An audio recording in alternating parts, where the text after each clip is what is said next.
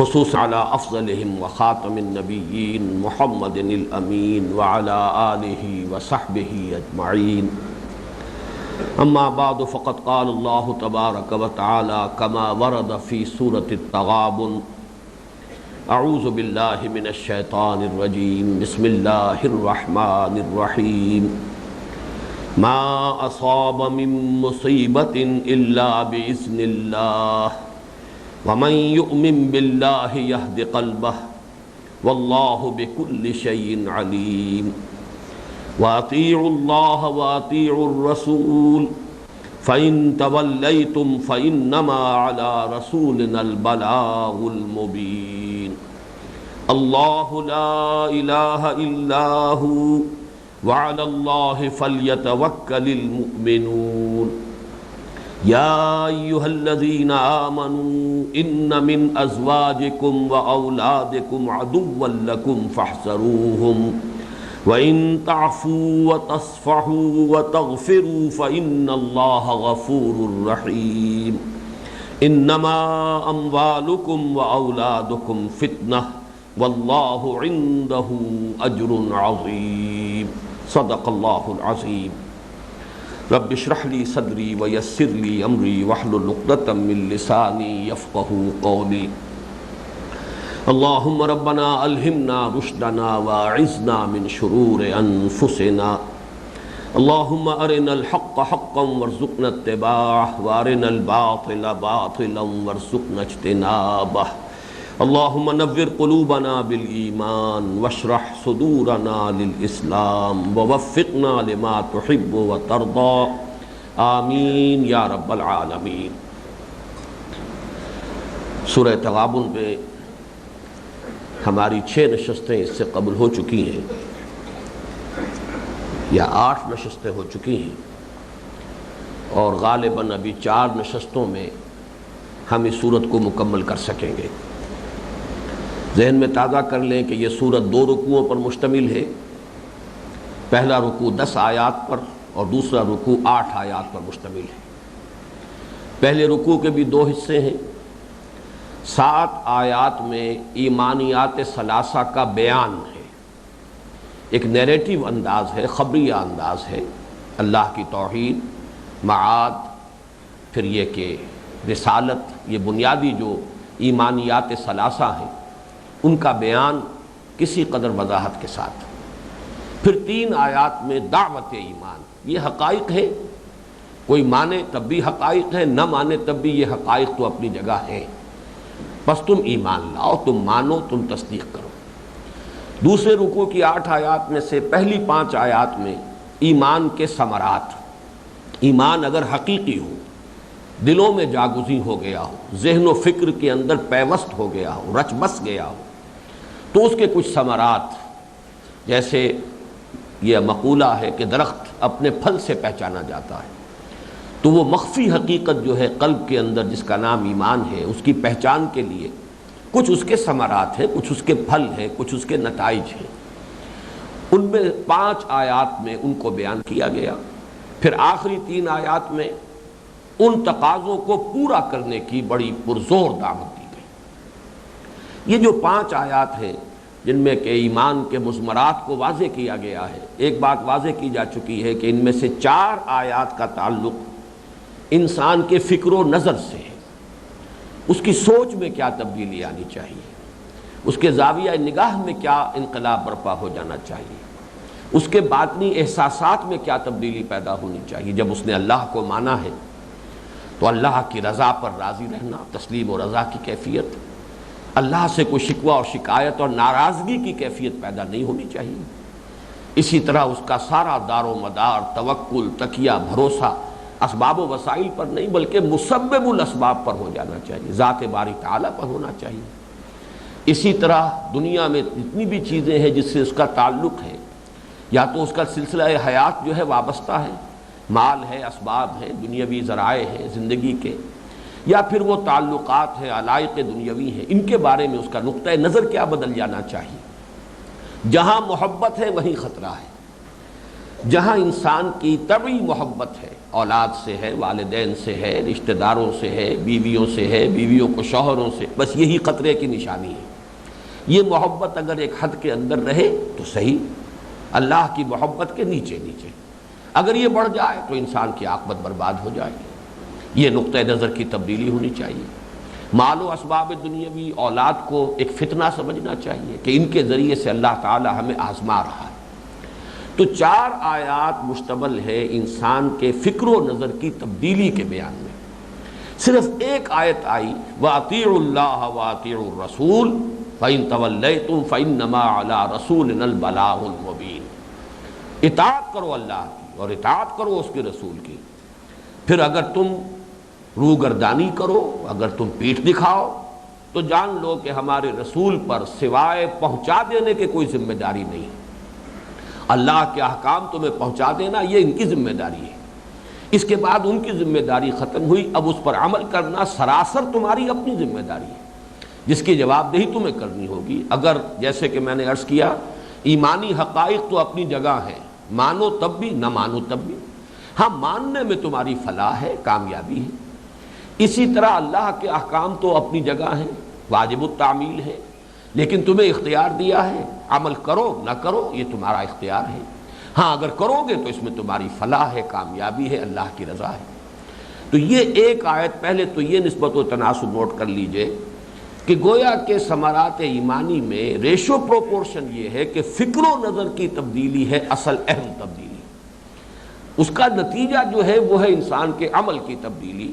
تو یہ کہ 4 آیات فکر و نظر کی تبدیلی پر اور صرف ایک آیت عملی تبدیلی پر۔ لیکن اب ذرا اس ایک آیت پر نگاہ کو اگر جما لیا جائے تو واقعہ یہ ہے کہ جیسے ہمارے ہاں محاورے ہے کہ تل کے اوٹ میں پہاڑ ہے، یا ہاتھی کے پاؤں میں سب کا پاؤں ہے، یا جیسے کہ ہم کہتے ہیں کہ 100 سنار کی اور 1 لوہار کی، بالکل وہ بات ہے۔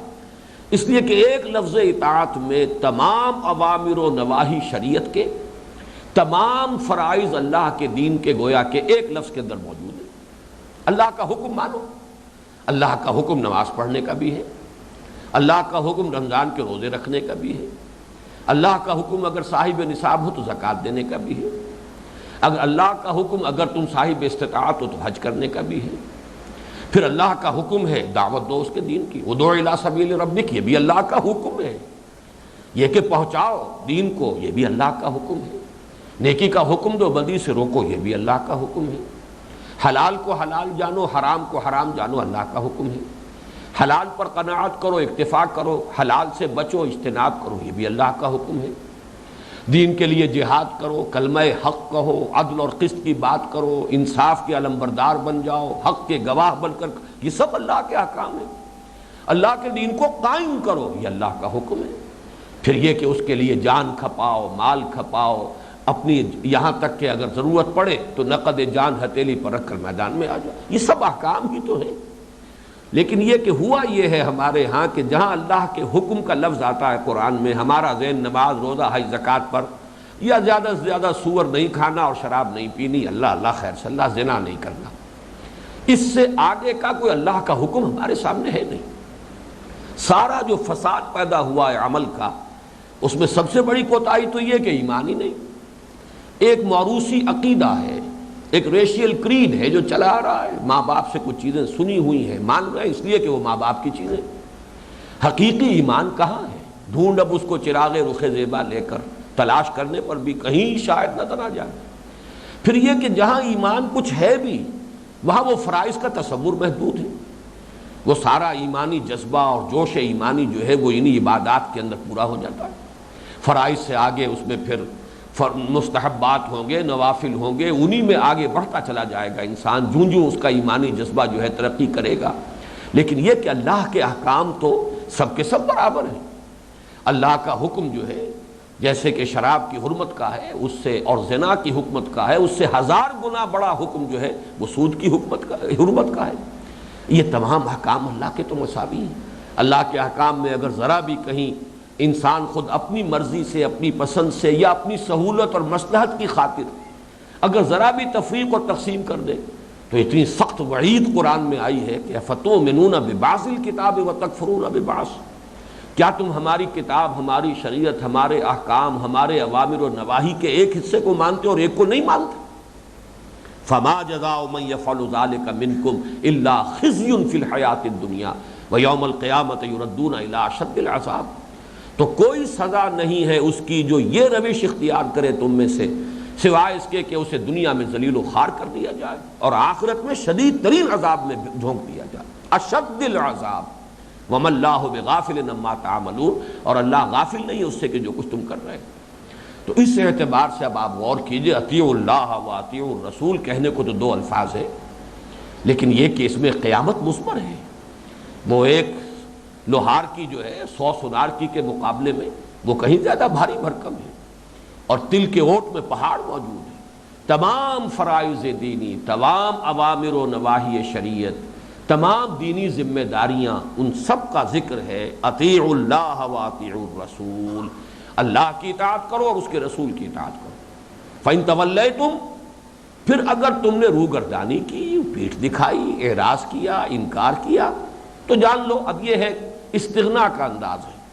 فَإِنَّ اللَّهَ غَنِيٌّ وَمَا عَلَى الرَّسُولِ إِلَّا الْبَلَاغُ الْمُبِينُ فَإِنَّمَا عَلَى رَسُولِنَا الْبَلَاغُ الْمُبِينُ، اگر تم روگردانی کرو گے تو جان لو ہمارے رسول کے ذمے پہنچا دینے کی ذمہ داری تھی، یہ فریضہ تھا، انہوں نے پہنچا دیا تو اب وہ فارغ ہیں، وہ بری ہیں، اب ساری ذمہ داری تم سے ہوگی۔ جیسا کہ میں نے عرض کیا، یہ استغنا کا کلمہ ہے کہ اللہ کو تمہاری کوئی احتیاج نہیں ہے، اللہ تعالیٰ کا کوئی کام تمہاری اطاعت کے بغیر رکا ہوا نہیں ہے۔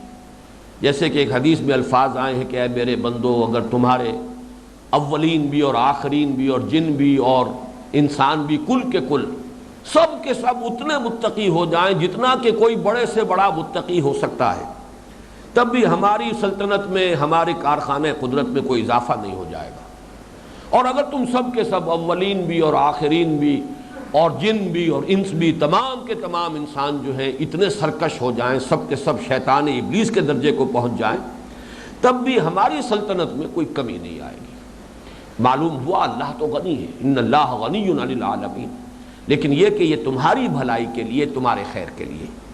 اب اس کے ساتھ البتہ یہ جو لفظ ہے اطاعت کا، جیسا کہ میں نے عرض کیا، ریشو پروپورشن پہلے میں آپ کو نوٹ کرا چکا کہ فکر و نظر کی تبدیلی پر 4 آیات، اس سب پر کل پر 1 آیت، اگرچہ اس کل کے اندر 1 آیت کے اندر جو کچھ مثمر ہے اس کی طرف میں نے اشارہ کیا، لیکن پھر لوٹ کر آئیے تیسری سطح پر۔ یہ تمام فرائض کی ادائیگی جو ہے اس کا دار و مدار اسی پر ہے کہ فکر و نظر کی وہ تبدیلی پیدا ہو جائے۔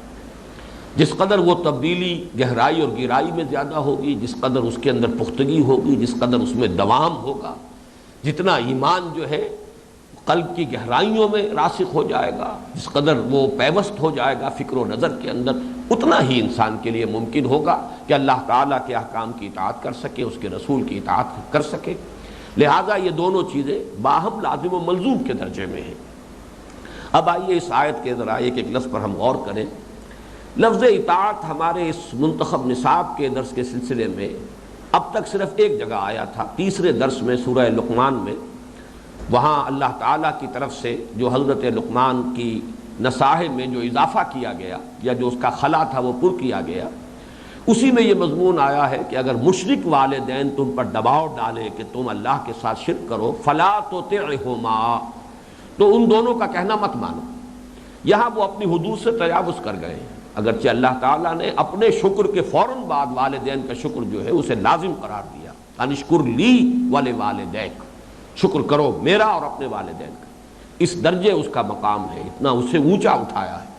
لیکن یہ ہے کہ وہ اگر اس سے بھی اوپر جانا چاہتے ہیں، اللہ سے بھی بالا تر ہونا چاہتے ہیں، اللہ کے احکام کے خلاف حکم دینا چاہتے ہیں، لا طاعۃ لمخلوق فی معصیۃ الخالق، تو مخلوق میں سے کسی کی اطاعت نہیں ہے جس میں کہ جس معاملے میں کہ اللہ کی معصیت لازم آ رہی، فلا تطعہما، تو ان کا کہنا نہ مانو۔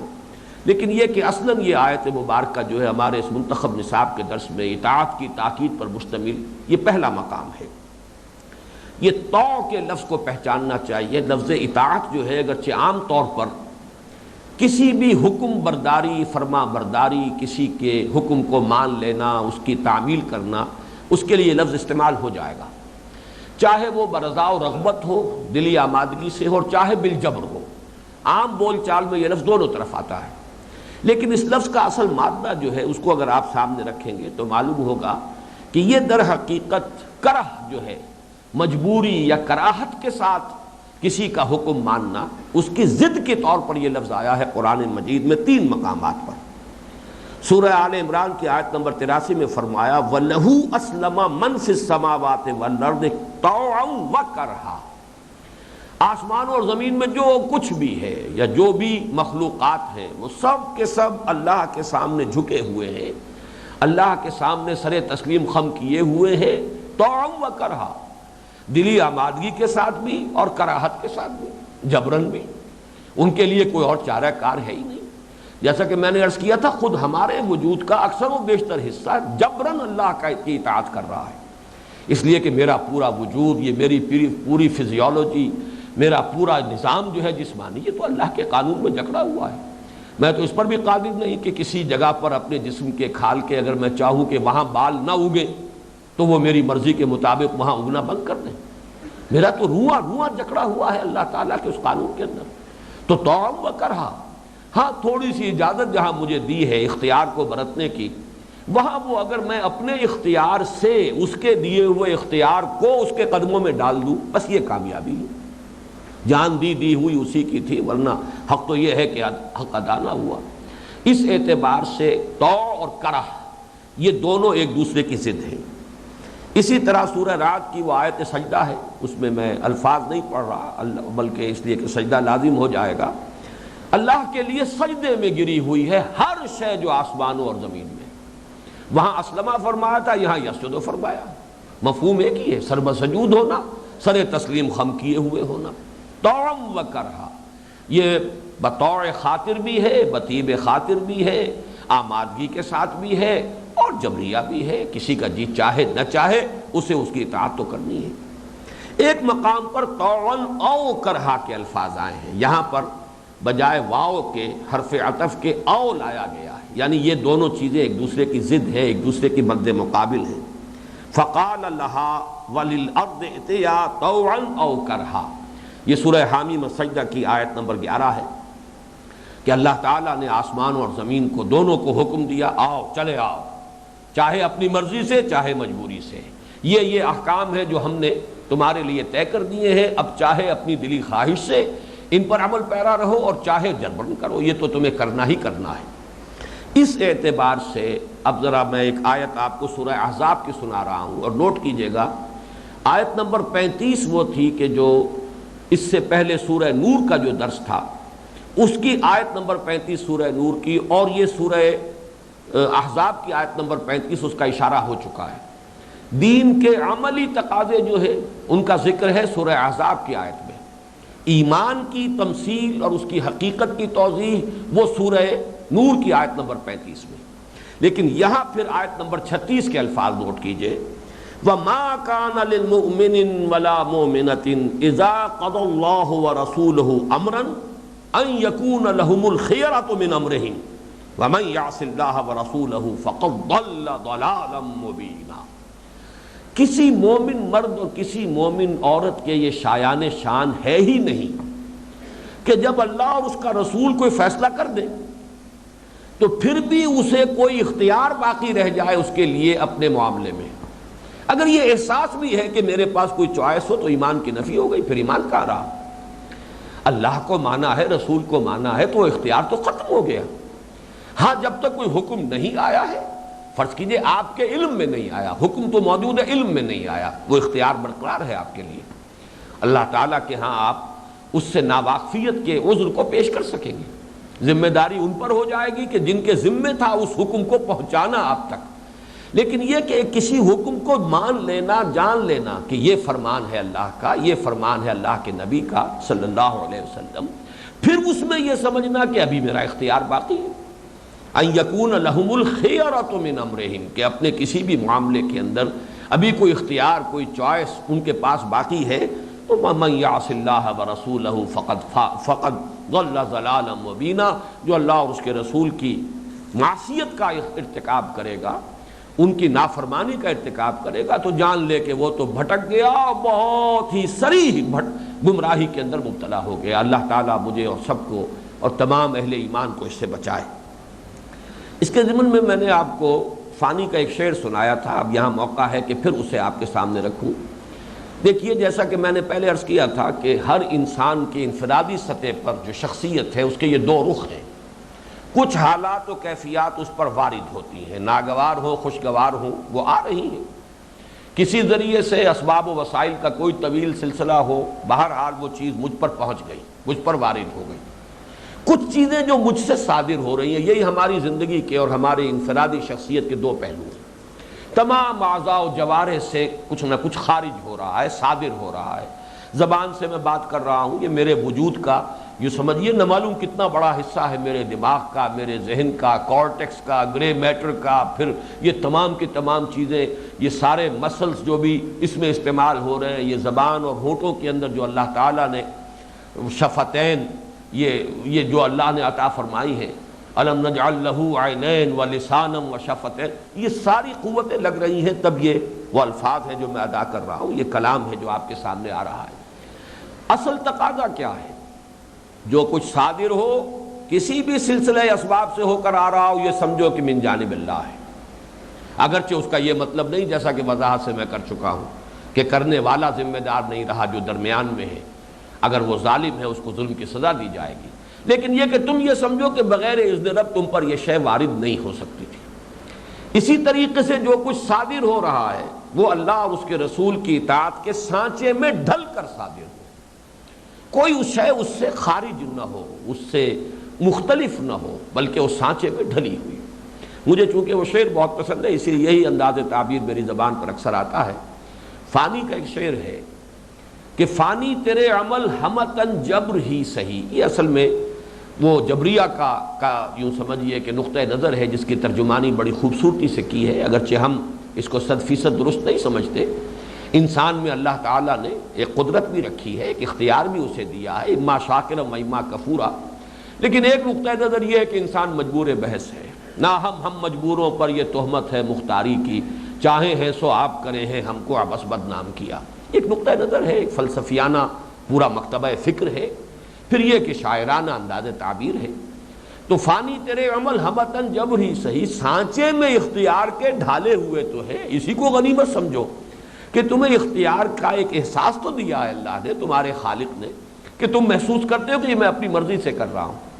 یہ جو سانچے میں اختیار کے ڈھالے ہوئے تو ہے، بس یہاں پر یوں الفاظ رکھیے کہ یہ اللہ اور اس کے رسول کی اطاعت کے سانچے میں ڈھل کر صادر ہو، جو بھی صادر ہو، جو عمل بھی ہو، آنکھ سے ہو رہا ہو، وہ زبان سے ہو رہا ہو، وہ کانوں سے انسان کر رہا ہو۔ ایک تو یہ کہ آواز آ گئی مجبوراً، کہیں آپ جا رہے تھے کوئی آواز کانوں میں پڑ گئی، ایک یہ کہ آپ کچھ شے سننے کی خود بالارادہ کوشش کر رہے ہیں، ان چیزوں کے اندر زمین و آسمان کا فرق ہو جائے گا۔ ایک یہ ہے کہ بلا ارادہ کہیں آنکھ پڑ گئی، کہیں نگاہ پڑ گئی انسان کی، اور ایک یہ ہے کہ آپ بالارادہ کسی شے کو دیکھ رہے ہیں۔ جہاں بھی ارادہ، جہاں بھی آپ کا وہ اختیار کا سانچہ جو ہے موجود ہے، اس میں سے جو برآمد ہو وہ اللہ اور اس کے رسول کی اطاعت کے سانچے کے اندر ڈھلا ہوا برآمد ہو۔ اطیعوا اللہ و اطیعوا الرسول، اسی کو میں نے ابھی تعبیر کیا تھا کہ یہ اختیار جتنا بھی ہے اتنا نہیں ہے جتنا عام آدمی سمجھتا ہے۔ یقیناً ہماری مجبوری کا پہلو بھی ہے اور بہت بڑا ہے، جیسا کہ میں نے عرض کیا کہ ہمارا یہ تمام جو جینیٹکس کا نظام ہے، جو جینز ہمیں ملے ہیں، جس سے ہماری شخصیت، ہمارے خد و خال، ہمارے نقش و نگار بنے ہیں، یہ سب کے سب تو ہمارے لیے چوائس نہیں ہے کوئی، یہ تو اللہ کی طرف سے، خالق کی طرف سے گون ہے ہم میں سے ہر شخص کے لیے، معین کرتا ہے پہلے سے۔ بہت سی چیزیں ہیں کہ جن میں ہم مجبور ہیں، لیکن ایک ایلیمنٹ ہے اختیار کا۔ فائنل انالیسس کے اندر وہ اختیار کا ایلیمنٹ جو ہے انسان کو حاصل ہے، وہ جتنا ہے وہ اتنا ہی اللہ تعالیٰ حساب لے لے گا انسان سے۔ لیکن یہ ہے کہ جو بھی اختیار اللہ نے دیا ہے اسے اسی کے قدموں میں اپنے اختیار سے ڈال دینا، یہ ہے کل دین کا اطیعوا اللہ و اطیعوا الرسول کا جو تقاضا ہے۔ اب ظاہر بات ہے کہ اگر یہ اطاعت ہے، نوٹ کیجئے اس جملے کو، تو ایمان ہے، ایمان حقیقی۔ اطاعت نہیں ہے تو ایمان نہیں ہے، سیدھی سیدھی بات، دو چار کی طرح کی بات۔ لیکن یہاں ایمان قانونی کو نہ ذہن میں لے آئیے، قانونی ایمان جس کی بنا پر کسی کو ہم دنیا میں مسلمان سمجھتے ہیں، یہ بالکل مختلف شے ہے۔ یہ تو ہماری ایک سوشل نیسیسٹی ہے، اس دنیا کا نظام چلانے کے لیے ایک مجبوری ہے کہ ہم مسلمان کس کو مانیں۔ ظاہر بات ہے کہ ہم اس کے دل کے اندر اتر کر نہیں دیکھ سکتے، ہمیں کچھ ظاہری علامات معین کرنی پڑیں گی، وہ شریعت نے معین کرنی ہے۔ فرائض دینی ہے، جو ارکان اسلام ہیں، ان کی کوئی شخص پابندی کر رہا ہے، پابندی نہیں کر رہا تو کم سے کم اقرار کر رہا ہے، اپنی کوتاہی کا اعتراف کر رہا ہے، زبان سے وہ مان رہا ہے ان تمام چیزوں کو جن کو ماننا ضروری ہے، بس اسے مسلمان مان لیا جائے گا۔ اس کو ہم یہ بھی نہیں کہہ سکتے کہ تمہارے اندر ایمان نہیں ہے، بلکہ یہ کہ قانونی ایمان بھی تسلیم کر لیا جائے گا۔ تو یہ بہت اہم نقطہ ہے، اس لیے کہ ایک طرف یہ بات بالکل دو اور دو چار کی طرح ہے، یہ تو ایک منطقی ایک تقاضا ہے کہ اطاعت ہے تو ایمان ہے، اطاعت نہیں ہے تو ایمان نہیں۔ اس کی احادیث جو ہے اس سے پہلے سورۃ العصر کے درس کے ضمن میں بھی آ چکی ہیں۔ لا یسرق السارق حین یسرق وهو مؤمن ولا یزنی الزانی حین یزنی وهو مؤمن۔ کوئی چور حالت ایمان میں چوری نہیں کرتا، کوئی زانی حالت ایمان میں زنا نہیں کر سکتا، کوئی شرابی لا یشرب خمر حین یشرب هو مؤمن، کوئی جو ہے شراب پینے والا شراب نہیں پیتا حالت ایمان، ایمان اس کے دل سے نکل جاتا ہے۔ لیکن یہ کہ وہ امام ابو حنیفہ رحمۃ اللہ علیہ کا جو موقف ہے الفقہ الاکبر، یہ جو اصل فقہ ہے امام ابو حنیفہ کی، وہ الفقہ الاکبر ہے۔ اس نے کہ بنیادی جو کانسٹیٹیوشنل اور لیگل ایشوز ہیں اس دنیا میں، ریاست اور قانون کے جو بنیادی مسائل ہیں ان کو طے کیا ہے، اور اصل مقام ان کا جو بلند ہے وہ اس اعتبار سے ان کا یہ اصول دیا ہوا بالکل 100% درست ہے کہ ایک شخص گناہ کبیرہ سے بھی، گناہ کبیرہ کا مرتکب بھی کافر نہیں ہوتا، مسلمان رہتا، اس کے قانونی ایمان کی نفی نہیں کی جائے گی۔ لیکن اصولی اعتبار سے دیکھیے تو فرمایا، مشہور حدیث ہے جسے کہ امام نووی نے اس کی صحت کا بھی اقرار کیا ہے، صحیح حدیث قرار دیا ہے، لا یؤمن احدکم حتی یکون ہواہ تبعا لما جئت بہ۔ کان کھول کر سن لو، تم میں سے کوئی شخص مومن نہیں ہو سکتا جب تک کہ اس کی خواہش نفس تابع نہ ہو جائے اس کے کہ جو میں لے کر آیا ہوں۔ خواہش نفس کے اندر انقیاد پیدا ہو جائے، خواہش نفس تابع ہو جائے، وہ بھی اپنے آپ کو اس سانچے میں ڈھال لے، پیٹ کھانے کو مانگتا ہے لیکن وہی کچھ مانگے جو کچھ حلال ہو۔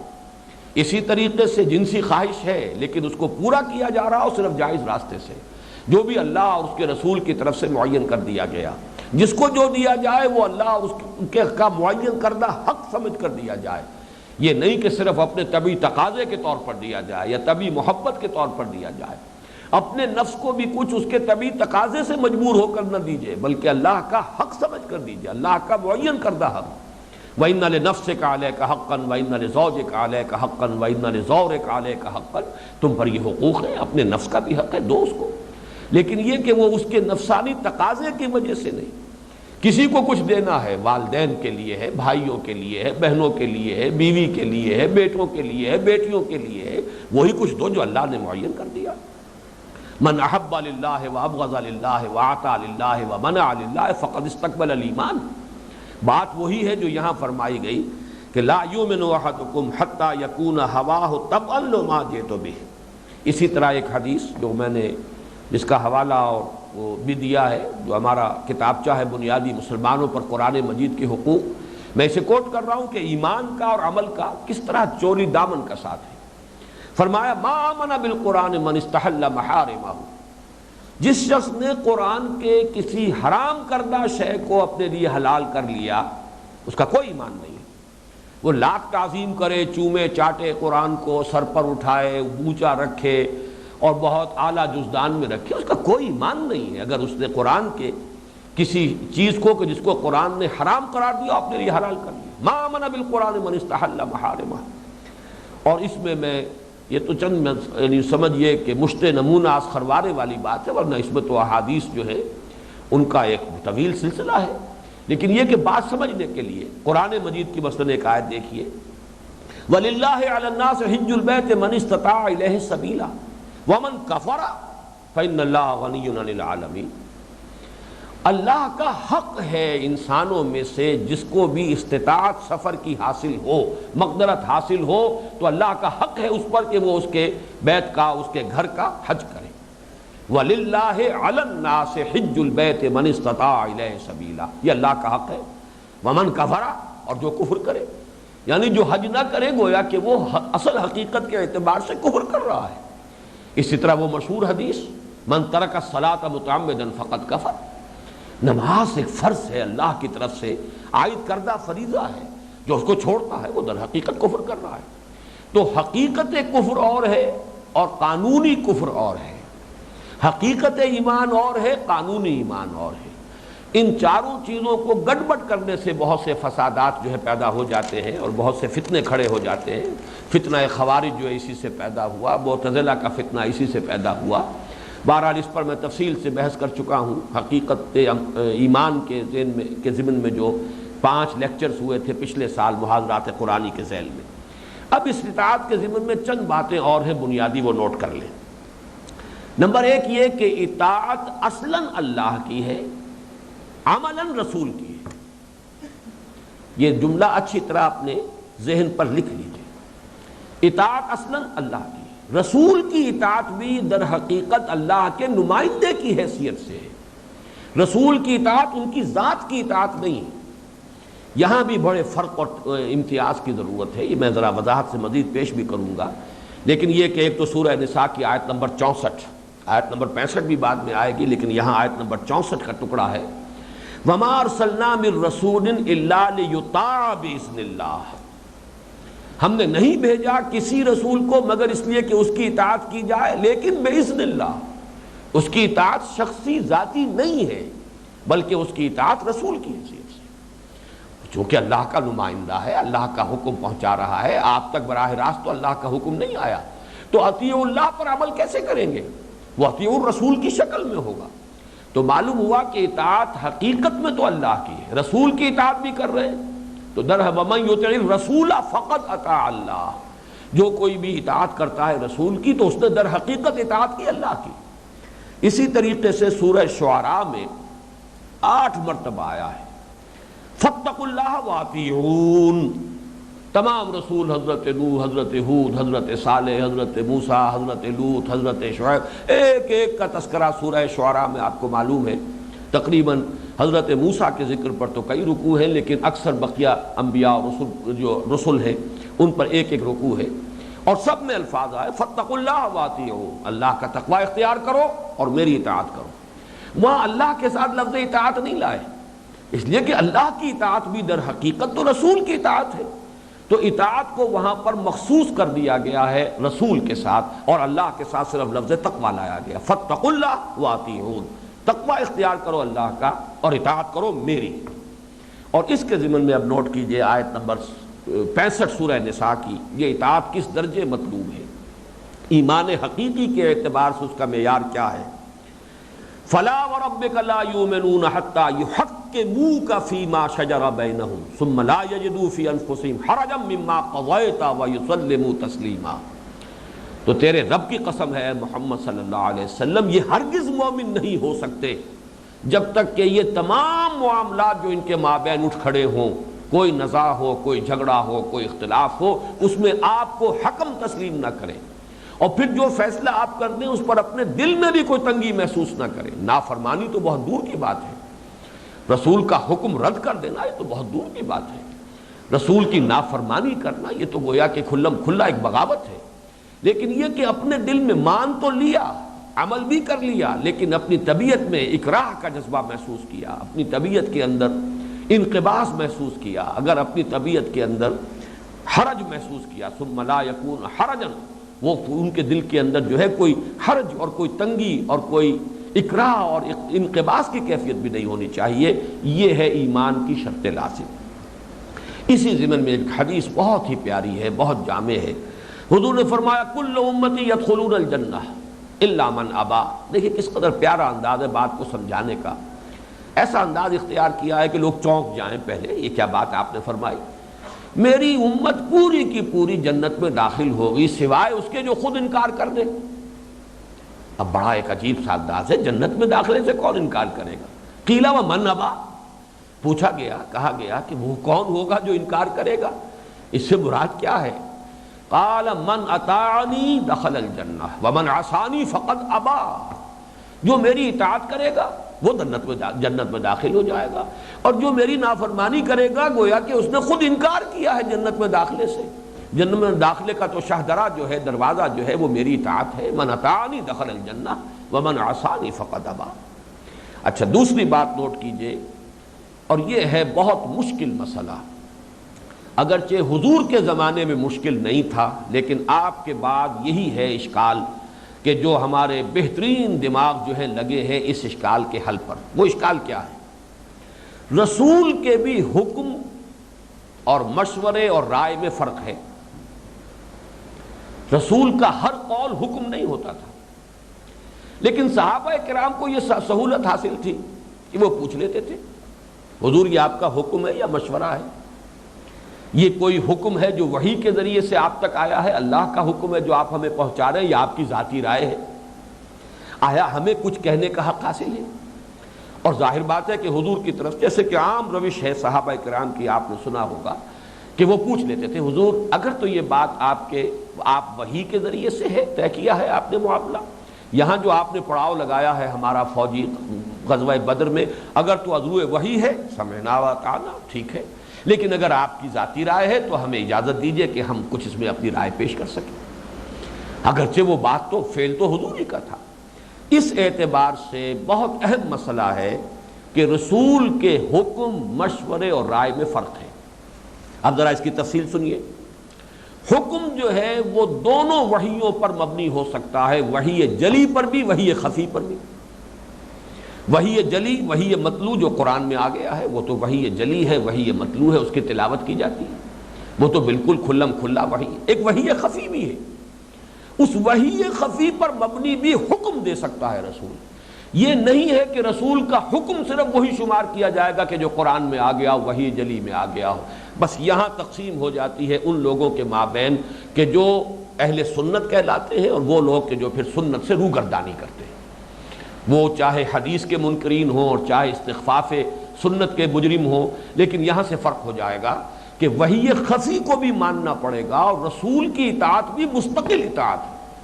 یہی وجہ کہ اطیعوا کے لفظ کی تکرار آئے گی، ایک اور آیت مبارکہ ہے جو سامنے آئے گی، وَأَطِيعُوا اللَّهَ وَأَطِيعُوا الرَّسُولَ وَأُولِي الْأَمْرِ مِنْكُمْ۔ تیسری مرتبہ جو ہے وہ اطاعت اولی الامر کے اندر اطیعوا کے لفظ کو دہرایا نہیں گیا، لیکن 2 مرتبہ اس کو دہرایا گیا۔ معلوم ہوا کہ رسول کی اطاعت بھی اپنی جگہ مستقل بذات اطاعت ہے، صرف اللہ کے حکم کو پہنچا دینا ان کی ذمہ داری نہیں۔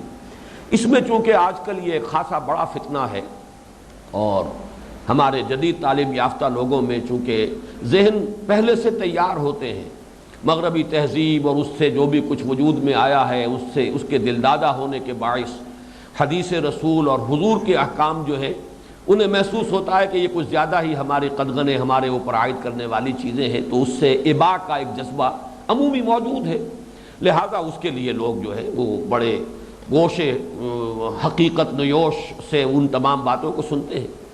تو نوٹ کیجئے، ایک حدیث میں آپ کو سنا رہا ہوں، یہ ابو داؤد میں بھی ہے، ابن ماجہ میں بھی ہے، دارمی میں بھی ہے، عن مقدام ابن معدی کرب رضی اللہ تعالی عنہ، الا انی اوتیت القرآن ومثلہ معہ، لوگوں آگاہ ہو جاؤ، مجھے قرآن بھی دیا گیا ہے اور اسی کے مثل اس کے ساتھ ایک اور شے بھی دی گئی ہے۔ یہ ہے کہ جو نص قطعی ہے کہ قرآن وحی جلی اور ایک وحی خفی بھی ہے جو محمد الرسول اللہ کو عطا ہوئی ہے، اور وہ اپنی قطعیت کے اندر مثل ہے، اس جیسی ہے۔ الا انی اوتیت القرآن ومثلہ معہ، آگاہ ہو جاؤ کہ مجھے قرآن بھی دیا گیا ہے اور اس کے مثل ایک اور شے بھی جو اس کے ساتھ دی گئی ہے۔ الا یوشک رجل شبعان علی اریکتہ یقول علیکم بہذا القرآن فما وجدتم فیہ من حلال فاحلوہ وما وجدتم فیہ من حرام فحرموہ وانما حرم رسول اللہ کما حرم اللہ، صدق رسول اللہ صلی اللہ علیہ وسلم۔ حضور نے فرمایا دیکھو، ایسا نہ ہو کہ کوئی شخص پیٹ بھرا شخص ہو، خوشحال ہو، آرام سے آسائش سے بسر کر رہا ہو، اپنے کسی چھپر کھٹ پر بیٹھا ہوا بڑا تکیہ لگا کر، اور وہ یہ وعظ ارشاد فرمائے اور یہ بات کہے کہ دیکھو لوگو تم پر اس قرآن کی پابندی لازم ہے، جو کچھ تم اس میں حلال پاؤ اس کو حلال سمجھو، جو کچھ اس میں حرام پاؤ اسی کو حرام سمجھو۔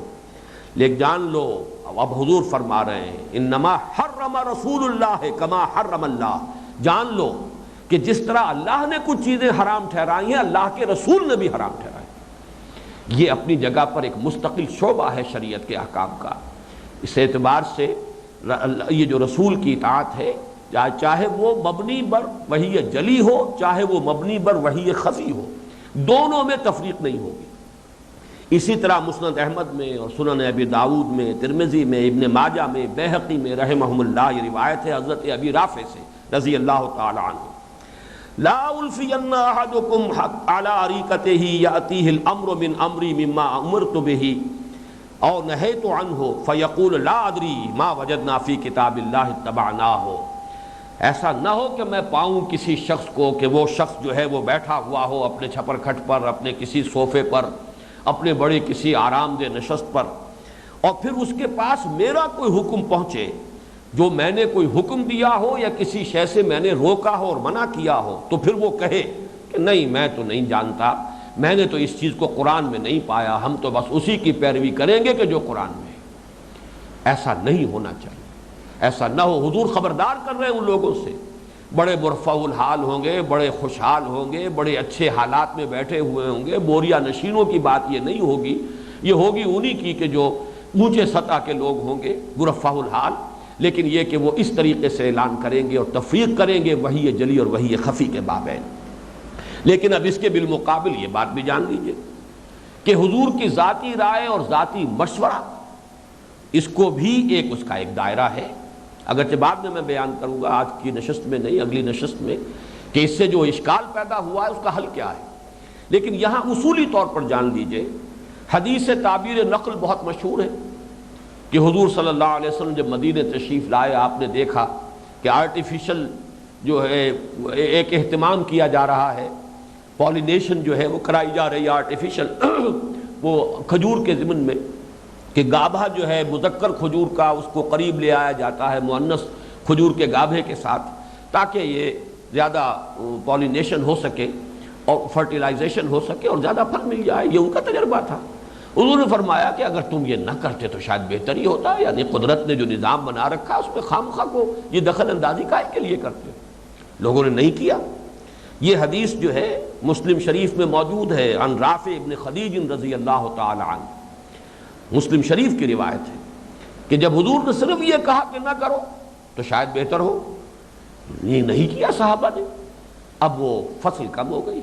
اب حاضر ہوئے، عرض کیا ڈرتے ڈرتے کہ حضور آپ نے یہ فرمایا تھا، ہماری تو یہ پریکٹس تھی، ہمارا یہ اصول دستور چلا آ رہا تھا، تجربے کی بنا پر ہم نے نہیں کیا آپ کے فرمانے سے، لیکن یہ کہ فصل کم ہوئی ہے۔ اب جو الفاظ آپ نے فرمائے وہ نوٹ کیجئے، قال انما انا بشر، دیکھو میں انسان ہوں، اذا امرتکم بشیء من امر دینکم، جب میں تمہیں کوئی حکم دوں تمہارے دین کے معاملے میں، فخذوا بہ، تو اس کو مضبوطی سے تھام لو، وَإِذَا أَمَرْتُكُمْ بِشَيْءٍ مِّن رَأْيِي فَإِنَّمَا أَنَا بَشَرٌ، اور اگر میں کوئی بات کہوں تم سے اپنی رائے سے تو جان لو کہ میں بھی ایک انسان ہوں اور اس سے زیادہ میرا مقام نہیں ہے۔ یہ بہت اہم حدیث ہے کہ اس سے پورا تقسیم ہو گیا ہے معاملہ، کہ دین کا معاملہ اور ایک ہے یہ سائنٹیفک ترقی کا معاملہ۔ نبی جو ہے یہ سائنس پڑھانے نہیں آئے تھے، زراعت پڑھانے نہیں آئے تھے، سائنس اور فزکس اور کیمسٹری پڑھانے نہیں آئے تھے۔ ہدایت عملی انفرادی اور اجتماعی سطح پر یہ ان کا اصل موضوع ہے، ہدایت نظری، ہدایت عملی۔ تو جو چیز اس ضمن میں دی جائے وہ لازم، لیکن جو کوئی انفرادی رائے ان معاملات میں دی گئی ہو وہ گویا کہ اس کا ماننا، اس کا تسلیم کرنا بھی واجب نہیں، کجا یہ کہ اس پر عمل کرنا واجب ہو۔ آج اسی پر اکتفا کر رہے ہیں، ابھی یہ مضمون ہمارا آگے چلے گا۔ اقول قولی ھذا واستغفر اللہ لی ولکم ولسائر المسلمین والمسلمات۔